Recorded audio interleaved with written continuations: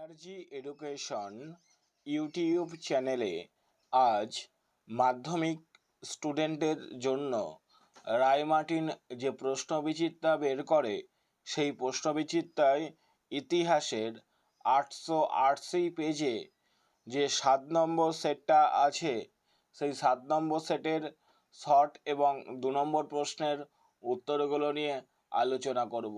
দেখো, প্রথম যে প্রশ্নটি আছে 7 নম্বর সেটে, জীবনের ঝরাপাতা গ্রন্থটি হলো একটি, ঘ নম্বর অপশানটা ঠিক হবে আত্মজীবনী। পরের প্রশ্ন, ভারতে নিম্ন বর্গের ইতিহাস চর্চার জনক বা প্রবক্তা হলেন, ক নম্বর অপশানটা ঠিক হবে রণজিৎ গুহ। পরের প্রশ্ন, তত্ত্ববোধিনী সভা প্রতিষ্ঠা করেন, ক নম্বর অপশানটা ঠিক হবে দেবেন্দ্রনাথ ঠাকুর। পরের প্রশ্ন, উডের ডেসপ্যাচ প্রকাশিত হয়, গ নম্বর অপশানটা ঠিক হবে 1854 খ্রিস্টাব্দে। পরের প্রশ্ন, কলকাতা মেডিকেল কলেজের প্রথম অধ্যক্ষ ছিলেন, ক নম্বর অপশানটা ঠিক হবে ডক্টর M.J. ব্রামলি। এবার পরের প্রশ্নটি দেখো, পরের যে প্রশ্নটি আছে, জোয়া ভগৎ ছিলেন, খ নম্বর অপশনটা ঠিক হবে কোল বিদ্রোহের নেতা। তারপরে প্রশ্নটা দেখো, 1878 খ্রিস্টাব্দের অরণ্য আইনে অরণ্যকে ভাগ করা হয়, খ নম্বর অপশনটা ঠিক হবে 3টি স্তরে। পরের প্রশ্ন দেখো, কানপুরে মহাবিদ্রোহে নেতৃত্ব দিয়েছিলেন, খ নম্বর অপশনটা ঠিক হবে নানা সাহেব। পরেরটা দেখো, এখানে আলাদা গোত্রের উপাদানটি হলো, ক নম্বর অপশনটা ঠিক হবে ভারত মাতা। পরের প্রশ্ন, ইন্ডিয়ান লীগ নামক সমিতিটি গঠন করেছিলেন, ক নম্বর অপশনটা ঠিক হবে শিশির কুমার ঘোষ। পরের প্রশ্ন, কলকাতা বিজ্ঞান কলেজের আসল প্রতিষ্ঠাতা ছিলেন, খ নম্বর অপশনটা ঠিক হবে আশুতোষ মুখার্জি। পরের প্রশ্ন, বেঙ্গল কেমিক্যালসের প্রতিষ্ঠাতা ছিলেন, ক নম্বরেরটা ঠিক হবে প্রফুল্লচন্দ্র রায়।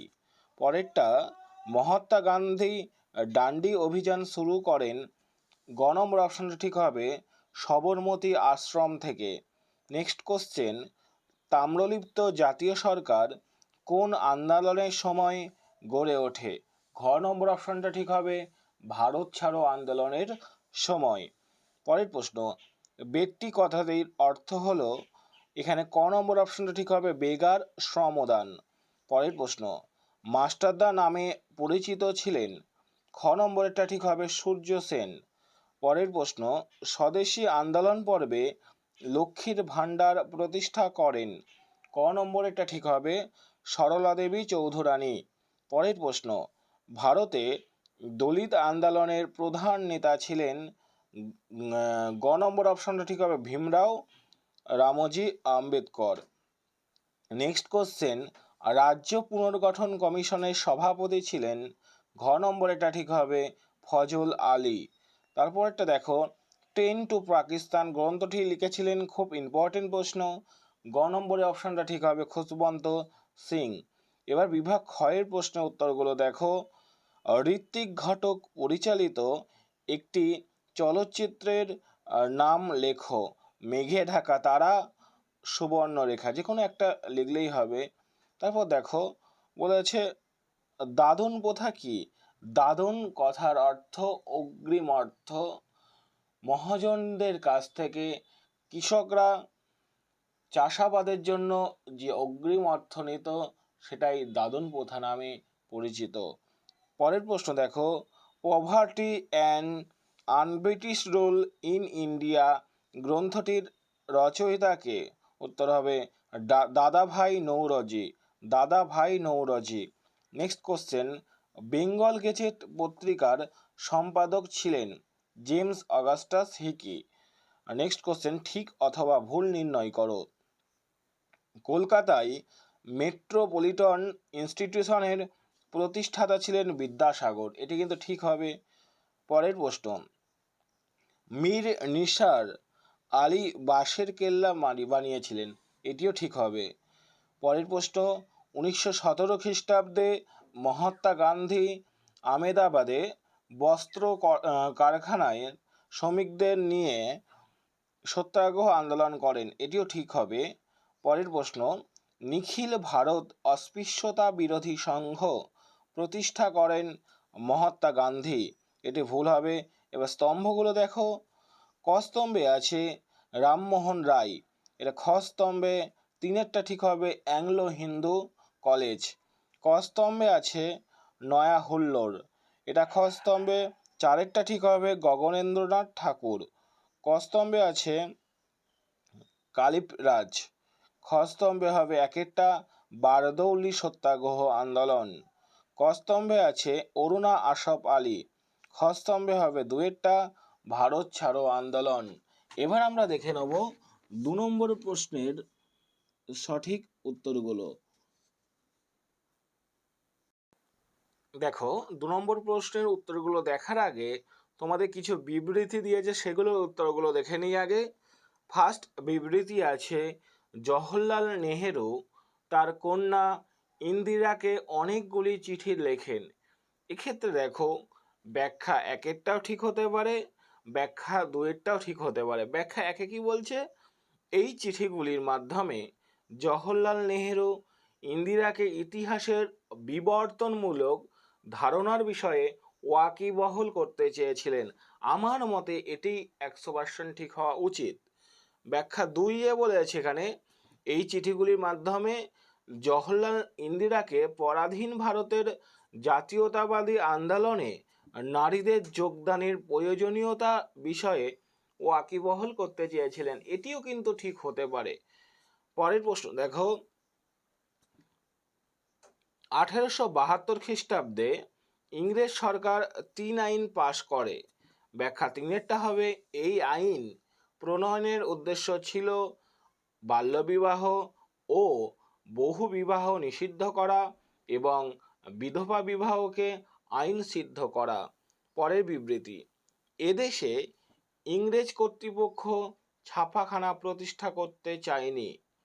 এক্ষেত্রে তোমাদের উত্তর ঠিক হবে যেটা ব্যাখ্যা তিনেরটা, তাদের ধারণা ছিল ভারতীয়রা মুদ্রিত বই পড়ে সচেতন হয়ে উঠবে। ব্যাখ্যা তিনেরটা ঠিক হবে, তাদের ধারণা ছিল ভারতীয়রা মুদ্রিত বই পড়ে সচেতন হয়ে উঠবে।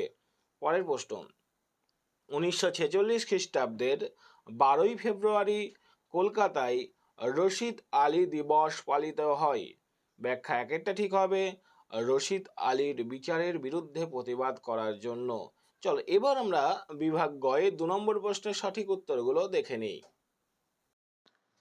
দেখো, প্রথম প্রশ্ন বলেছে, বঙ্গদর্শন পত্রিকার ঐতিহাসিক গুরুত্ব কি ছিল?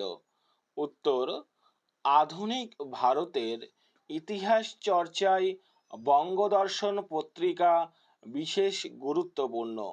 গুরুত্ব বলে পয়েন্টস করবে, লিখবে সমকালীন ঘটনা, সাব পয়েন্টস করবে, লিখবে বঙ্গদর্শন পত্রিকায় প্রকাশিত সংবাদ থেকে সমকালীন বাংলার জনগণের ওপর ব্রিটিশ সরকার ও জমিদারের শোষণ, সাধারণ মানুষের অবস্থা, বিক্ষোভ, আন্দোলন প্রভৃতি বিষয়ে বিভিন্ন তথ্য পাওয়া যায়। পরের পয়েন্টস, স্বদেশ প্রেমের প্রসার। বঙ্গদর্শন পত্রিকা বাঙালি জাতির মধ্যে স্বদেশ চেতনার সঞ্চার করে। এই পত্রিকায় প্রকাশিত আনন্দমঠ এবং বন্দে মাতরম সঙ্গীত পরবর্তীকালে ভারতীয় জাতীয়তাবাদের সমার্থক হয়ে উঠেছিল। পরের প্রশ্ন দেখো, আধুনিক ইতিহাসের উপাদানের একটি তালিকা তৈরি করো। উত্তর, আধুনিক ইতিহাসের উপাদানের তালিকা বলে পয়েন্টস করবে, দিয়ে লিখবে ইতিহাস লেখার জন্য যেসব বিষয়ের সাহায্য নেওয়া হয় সেগুলিকে ইতিহাসের উপাদান বলা হয়। দিয়ে লিখবে আধুনিক যুগের ইতিহাস লেখার জন্য নানা রকম উপাদান ব্যবহার করা হয়, যথা 1 পুরনো কাগজপত্র 400-500 বছরের পুরনো, 2 বিভিন্ন বই, 3 ছবি আঁকা বা ক্যামেরায় তোলা হতে পারে, 4 ডায়েরি, 5 চিঠি, 6 দোকান বাজারের ফর্দ, 7 সংবাদপত্র ও টেলিভিশন, 8 বিজ্ঞাপন, 9 পোস্টার, 10 ডাকটিকিট, 11 নম্বরে আছে সাধারণ মানুষের ব্যবহার্য বিভিন্ন জিনিসপত্র, 12 নম্বরে মানচিত্র ইত্যাদি। পরের প্রশ্ন, এদেশে পাশ্চাত্য শিক্ষা বিস্তারে খ্রিস্টান মিশনারিদের প্রধান উদ্দেশ্য কি ছিল? উত্তর, ভারতে পাশ্চাত্য শিক্ষা বিস্তারে খ্রিস্টান মিশনারিরা গুরুত্বপূর্ণ ভূমিকা পালন করে। পয়েন্টস করবে খ্রিস্টান মিশনারিদের প্রধান উদ্দেশ্য। সাব পয়েন্টস, খ্রিস্ট ধর্ম প্রচার। সরকারি সাহায্য ছাড়া মিশনারিরা নিজেদের উদ্যোগে এদেশে পাশ্চাত্য শিক্ষার বিস্তার ঘটায়। খ্রিস্ট ধর্ম প্রচার ছিল তাদের প্রধান লক্ষ্য, তাই তাদের প্রতিষ্ঠিত বিদ্যালয়গুলিতে খ্রিস্ট ধর্ম সংক্রান্ত শিক্ষা দেওয়া হতো। নেক্সট পয়েন্টস, সভ্যতার আলোয় আনা। খ্রিস্টান মিশনারিরা মনে করতেন খ্রিস্টীয় সভ্যতার আলোই একমাত্র অসভ্য জাতিগুলিকে সভ্য করতে পারে। এই কারণে তারা খ্রিস্ট ধর্ম শিক্ষার পাশাপাশি ইতিহাস, ভূগোল, ব্যাকরণ ইত্যাদি বিষয়গুলিতেও শিক্ষাদানের ব্যবস্থা করেন। পরের প্রশ্ন, হুতুম প্যাঁচার নকশা গ্রন্থের দুটি অনন্য বৈশিষ্ট্য লেখো। উত্তর, কালীপ্রসন্ন সিংহের লেখা হুতুম প্যাঁচার নকশা রচনার মধ্যে বিভিন্ন বৈশিষ্ট্য লক্ষণীয়। বৈশিষ্ট্য বলে পয়েন্টস করবে। 1 নম্বর বলে সাব পয়েন্টস করবে কথ্য ভাষায় রচিত। হুতুম প্যাঁচার নকশা কলকাতা ও তার আশেপাশের শহরতলির কথ্য ভাষায় লেখা। 2 ব্যঙ্গ বিদ্রুপাত্মক রচনা। এই গ্রন্থটি হল ব্রিটিশ আমলে ফন্দি ফিকির করে ধনী হয়ে ওঠা সমাজের মানুষদের বিষয়ে একটি ব্যঙ্গ বিদ্রুপাত্মক রচনা। 3 নম্বর পয়েন্টস লিখবে সমাজের খারাপ দিক চিহ্নিত করা এবং সংশোধনের প্রচেষ্টা। লিখবে এই গ্রন্থ রচনার অন্যতম বৈশিষ্ট্য হল এতে সমাজের কদর্য দিকগুলি তুলে ধরে সেগুলির সংস্কার সাধনের প্রচেষ্টা করা হয়েছে। পরের প্রশ্ন, কোল বিদ্রোহের দুটি কারণ লেখো। উত্তর, ছোটনাগপুর অঞ্চলের কোলরা 1831 থেকে 1832 খ্রিস্টাব্দে জমিদার, মহাজন ও অত্যাচারী ইংরেজ কর্মচারীদের বিরুদ্ধে বিদ্রোহ ঘোষণা করে। বিদ্রোহের কারণ বলে পয়েন্টস করবে। সাব পয়েন্টস করবে অতিরিক্ত রাজস্ব আদায়। ছোটনাগপুর অঞ্চলের ইজারাদাররা অত্যাধিক হারে রাজস্ব আদায় করত। তারা কোলদের ওপর অত্যাচার করত এবং তাদের সর্বস্ব কেড়ে নিত। পরের পয়েন্টস, কোলদের ওপর ব্রিটিশ আইনের প্রয়োগ। ব্রিটিশ সরকার কোলদের ওপর ব্রিটিশ শাসন, বিচার ও রাজস্ব সংক্রান্ত আইন কানুন প্রবর্তন করে। এর ফলে কোলদের সমাজ ব্যবস্থা বিপর্যস্ত হয় ও তারা ক্ষুব্ধ হয়। নেক্সট কোশ্চেন, কেনারাম ও বেচারাম কি? দামিন ই কোহ অঞ্চলে বহিরাগত ব্যবসায়ীরা 2 ধরনের বাটখারা ব্যবহার করত। কেনারাম বলে পয়েন্টস করবে। লিখবে ব্যবসায়ীরা যখন সাঁওতালদের কাছ থেকে কৃষিপণ্য কিনত তখন বেশি ওজনের বাটখারা ব্যবহার করত। এই বেশি ওজনের বাটখারা কেনারাম নামে পরিচিত ছিল। বেচারাম বলে পয়েন্টস করবে। আবার ব্যবসায়ীরা যখন সাঁওতালদের লবণ, চিনি প্রভৃতি পণ্য বিক্রয় করত তখন কম ওজনের বাটখারা ব্যবহার করত। এই কম ওজনের বাটখারাকে বলা হতো বেচারাম। পরের প্রশ্ন, 19 শতকে জাতীয়তাবাদের উন্মেষে ভারত মাতা চিত্র কিরূপ ভূমিকা ছিল? ভারতীয়দের মধ্যে জাতীয়তাবাদের উন্মেষে ভারত মাতা চিত্রের গুরুত্ব ছিল অপরিসীম। পয়েন্টস করবে 19 শতকে জাতীয়তাবাদের উন্মেষে ভারত মাতা চিত্রের ভূমিকা দিয়ে সাব পয়েন্টস করবে। মায়ের ধারণা ও জাতীয়তাবাদ। গৌরিক বস্ত্র পরিহিতা ভারত মাতা একাধারে দেবী ও মানবী। অবনীন্দ্রনাথ ঠাকুর এই চিত্রে মায়ের ধারণার সঙ্গে জাতীয়তাবাদকে যুক্ত করেন। পরের পয়েন্টস, সমৃদ্ধ ভারতের প্রকাশ। ভারত মাতা চিত্রটির মাধ্যমে ধনধান্যে সমৃদ্ধ শস্য শ্যামলা ভারতের রূপ তুলে ধরা হয়। পরের পয়েন্টস, ভারতবর্ষের প্রতীক। ভারত মাতা চিত্রটি ব্রিটিশ বিরোধী আন্দোলনে জাতীয়তাবাদের প্রতীকে পরিণত হয়েছিল। পরের প্রশ্ন, জাতীয়তাবাদ বলতে কি বোঝো? জাতীয়তাবাদ একটি আদর্শ যেখানে জাতিকে মানব সমাজের কেন্দ্রীয় অবস্থানে স্থাপন করা হয় এবং অন্যান্য সামাজিক ও রাজনৈতিক আদর্শকে জাতিগত আদর্শের পরে স্থান দেয়া হয়। জাতীয়তাবাদ একটি জাতির সংস্কৃতি রক্ষার্থে ভূমিকা পালন করে এবং জাতির অর্জনসমূহকে সামনে তুলে ধরে। পরের প্রশ্ন, কাকে কেন বাংলার গুটেনবার্গ বলে অভিহিত করা হয়? বাংলা ভাষার বিকাশে চার্লস উইলকিন্সের অবদান অনস্বীকার্য। পয়েন্টস করবে বাংলার গুটেনবার্গ। চার্লস উইলকিন্সকে বাংলার গুটেনবার্গ ব্যাখ্যা দেওয়া হয় বা আখ্যা দেওয়া হয়।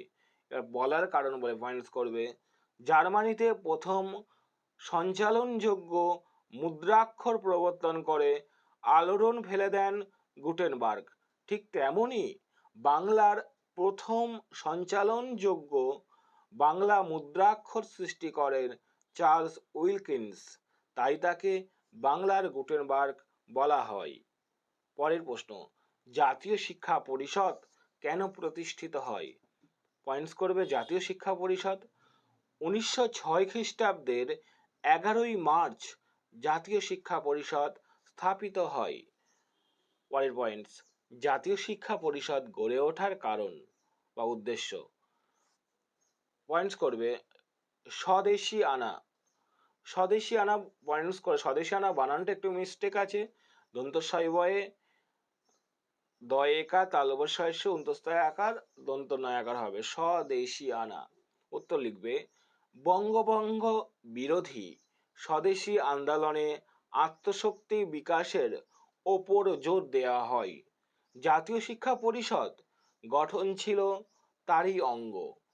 পরের পয়েন্টস, ঔপনিবেশিক শিক্ষার বিকল্প। উপনিবেশিক শিক্ষা ব্যবস্থার ত্রুটি দূর করে জাতীয় আদর্শে শিক্ষা ব্যবস্থা গড়ে তোলার চেষ্টা করা হয় এই জাতীয় শিক্ষা পরিষদের মাধ্যমে। স্বীকৃতি বলে পয়েন্টস করবে ইংরেজ সরকার বিশ্ববিদ্যালয় আইন পাশ করে বেসরকারি কলেজগুলির স্বীকৃতি বাতিল করে। প্যারা করে লিখবে এই সমস্ত কারণে স্বদেশী নেতৃত্ব বিকল্প শিক্ষার লক্ষ্যে 1906 খ্রিস্টাব্দে 11ই মার্চ প্রতিষ্ঠা করে জাতীয় শিক্ষা পরিষদ। এবার পরের প্রশ্ন দেখো, 1930 খ্রিস্টাব্দের 26শে জানুয়ারি দিনটির গুরুত্ব কি? 1930 খ্রিস্টাব্দে 26শে জানুয়ারি দিনে ভারতীয় জাতীয় কংগ্রেস কর্তৃক পূর্ণ স্বরাজের সংকল্প ঘোষিত ও গৃহীত হয়েছিল, তাই দিনটি বিশেষ গুরুত্বপূর্ণ। পরের প্রশ্ন, বাবা রামচন্দ্র কে ছিলেন? 1920 থেকে 21 খ্রিস্টাব্দে যুক্তপ্রদেশের বিভিন্ন জেলায় কৃষকরা তালুকদারদের শোষণ ও অত্যাচারের বিরুদ্ধে আন্দোলন শুরু করে। বিভিন্ন স্থানীয় নেতা এতে নেতৃত্ব দেন। পয়েন্টস করবে বাবা রামচন্দ্র। বাবা রামচন্দ্র ছিলেন যুক্তপ্রদেশে অসহযোগ আন্দোলনের সময়কালে একজন কৃষক নেতা। প্রতাপগড়, লাইব্রেরি, সুলতানপুর, ফৈজাবাদ প্রভৃতি জেলার কৃষকরা তার নেতৃত্বে তালুকদারদের শোষণের বিরুদ্ধে প্রতিবাদ জানায়। যুক্তপ্রদেশের কৃষক আন্দোলনে বাবা রামচন্দ্রের অবদান অনস্বীকার্য। পরের প্রশ্ন, বিরসালিঙ্গম পান্দুলু স্মরণীয় কেন? উত্তর, ঊনবিংশ শতকে দক্ষিণ ভারতের সমাজ সংস্কার আন্দোলনের অন্যতম পথিকৃৎ হলেন কান্দকুড়ি বিরসালিঙ্গম পান্তুলু। তিনি 1848 সালে অন্ধ্রপ্রদেশের রাজামুন্দ্রির এক রক্ষণশীল ব্রাহ্মণ পরিবারে জন্মগ্রহণ করেন। তিনি ঈশ্বরচন্দ্র বিদ্যাসাগরের মতো জাতিভেদ, অস্পৃশ্যতা, পৌতলিকতা, বাল্যবিবাহ, বহুবিবাহ প্রভৃতির ঘোর বিরোধী ছিলেন। এছাড়া তিনি বিধবা বিবাহেরও উগ্র সমর্থক ছিলেন। এইসব কারণে মহাদেব গোবিন্দ রানাডে তাকে দক্ষিণ ভারতের বিদ্যাসাগর বলে অভিহিত করেছেন। পরের প্রশ্ন, সূর্য সেন স্মরণীয় কেন? উত্তর, বাংলার বিপ্লবী আন্দোলনের অন্যতম প্রধান নেতা ছিলেন সূর্য সেন। তিনি পেশায় স্কুল শিক্ষক ছিলেন বলে মাস্টারদা নামেও পরিচিত ছিলেন। অবদান বলে পয়েন্টস করবে, দিয়ে লিখবে, তিনি ইন্ডিয়ান রিপাবলিকান আর্মি নামে একটি বাহিনী গঠন করেন। তার উল্লেখযোগ্য বিপ্লবী কার্যাবলী হল 1930 খ্রিস্টাব্দের 18 এপ্রিল চট্টগ্রাম অস্ত্রাগার লুণ্ঠন। সুদক্ষ নেতৃত্ব এবং অসীম সাহসিকতার জন্য তিনি ইতিহাসে চিরস্মরণীয়। পরের প্রশ্ন, দেশভাগের পর পুনর্বাসনের যুগ বলতে কি বোঝো? পয়েন্টস করবে পুনর্বাসনের যুগ, লিখবে, ভারত স্বাধীন হওয়ার পর পাকিস্তান থেকে লক্ষ লক্ষ শরণার্থী বা উদ্বাস্তু ভারতে চলে আসে ফলে ভারতের অর্থনৈতিক, সামাজিক ও রাজনৈতিক ক্ষেত্রে সমস্যার সৃষ্টি হয়। স্বাধীন ভারত সরকার প্রথম 5 বছর উদ্বাস্তুদের পুনর্বাসনের মাধ্যমে এই সমস্যা সমাধানে উদ্যোগী হয়। এজন্য এই সময়কে পুনর্বাসনের যুগ বলা হয়। পরের প্রশ্ন, 1950 সালে কেন নেহেরু লিয়াকত চুক্তি স্বাক্ষরিত হয়? 1947 খ্রিস্টাব্দে ভারত ভাগের সঙ্গে সঙ্গে পাকিস্তান থেকে প্রায় 1 কোটি মানুষ উদ্বাস্তু হয়ে ভারতে আশ্রয় নিলে উদ্বাস্তু সমস্যার সৃষ্টি হয়। এই সমস্যার সমাধানের জন্য তৎকালীন ভারতের প্রধানমন্ত্রী জওহরলাল নেহেরু ও পাকিস্তানের প্রধানমন্ত্রী লিয়াকত আলী খানের মধ্যে আলোচনা শুরু হয়। এই আলোচনার পরিপ্রেক্ষিতে 1950 খ্রিস্টাব্দের 8 এপ্রিল জওহরলাল নেহেরু ও লিয়াকত আলী খানের মধ্যে একটি চুক্তি স্বাক্ষরিত হয়, যা নেহেরু লিয়াকত চুক্তি বা দিল্লি চুক্তি নামে পরিচিত। চুক্তি স্বাক্ষরের কারণ বলে পয়েন্টস করবে। 1 নম্বর, উদ্বাস্তুদের নিজ নিজ রাষ্ট্রের প্রতি আনুগত্য স্বীকার করতে বলা এবং পূর্ববঙ্গ, পশ্চিমবঙ্গ ও আসাম থেকে কেউ যদি অন্য দেশে শরণার্থী হতে চায় তবে তাকে সাহায্য করা।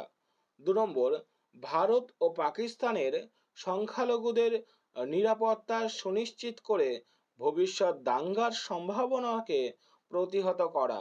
পূর্ববঙ্গ ও পশ্চিমবঙ্গের মন্ত্রিসভায় সংখ্যালঘু প্রতিনিধি নিয়োগ করা বিষয়ে আলাপ আলোচনা ইত্যাদি। এই ছিল আজকের আমাদের আলোচনা। আগামী পর্বে আলোচনা সবার আগে পেতে আমাদের চ্যানেলটিকে সাবস্ক্রাইব করে পাশে থাকা বেল আইকনটি প্রেস করে রেখো। আর আমাদের আলোচনা তোমাদের কেমন লাগছে অবশ্যই কমেন্টস করে জানিও। ধন্যবাদ।